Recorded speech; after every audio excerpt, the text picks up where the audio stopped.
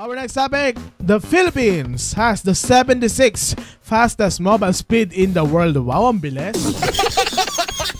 Ito ay article ng Gizguide. According to the latest Ookla Speed Test Global Index, the Philippines has the 76th fastest mobile internet out of 111 countries worldwide. Sorry pala. Nasa bottom pala siya. Alam ko nasa 300 countries eh. Grabe. The Philippines achieved a median download speed of 35.56 Mbps, 7.37 Mbps upload speed, and 22 milliseconds of latency. Grabe. 35 Mbps daw yung speed, pero nararamdaman ko parang 5 lang. Sa mobile to hindi to fiber kasi medyo consistent naman yung speed ng fiber. Kung consistent yung provider nyo. Provider kasi namin consistent eh. While the country is down by 2 spots, bumaba siya, shit. Tama yan, good job.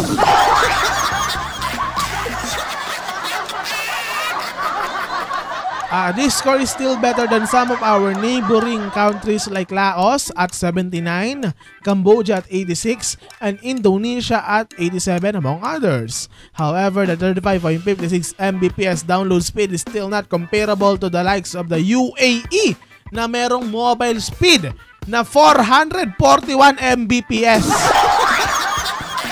Paano natin mauungusan yan, mga kaibigan? Sa Qatar naman, number 2 siya with 358.27 Mbps, and South Korea naman yung pangatlo na may 148 Mbps. Grabe. Ang laki nung gap pala nung second sa third.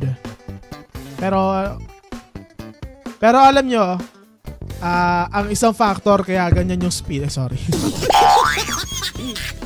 is dahil konti pa lang yung 5G user sa Pilipinas.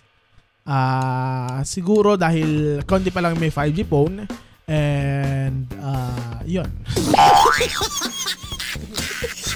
Pero gumagawa na yung mga local telco natin ng mga paraan para makaangat sila kahit pa paano sa ba't hindi kayo gagawa ng paraan? Gusto naman. Recently, local telcos like Smart TNT, Globe TM, and Dito have been ramping up network upgrades. So, ina-upgrade na nila, mga kaibigan, yung mga facility nila para magkaroon ng mas maraming 5G coverage.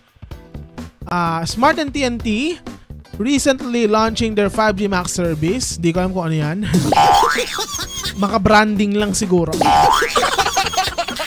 Globe deployed 378 new mobile sites recently na hindi ko ramdam.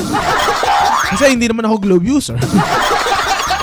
And dito started utilizing the 5G RedCap tech dahil nga meron silang broadband na yung 5G Wi-Fi nila na Tigo 1.5. RedCap yon, which is max lang ata ng 100 Mbps yon. Panoorin nyo yung review ko ng PLDT LTE Advance. Yung bago. Hindi siya bago pero yung yon. Ito, for fixed broadband, the country is ranked 55. Kahit pa paano mataas tayo sa fixed broadband, pero mababa yung speed pa rin with 93.68 Mbps download and 94.02 upload speeds. Pero mababa naman yung latency at 6 ms. So kahit pa paano, kaso mababa pa rin yan dahil ang mga provider ng fiber connectivity ay tawag dito, nag-offer na ng 300 Mbps for as low as 1,500 pesos. So, more on is pag-stable lang talaga ng internet ang kailangan dito, mga kaibigan. So, ayan. Ano masasabi niya na pang 76 tayo out of 111 countries? Comment down below.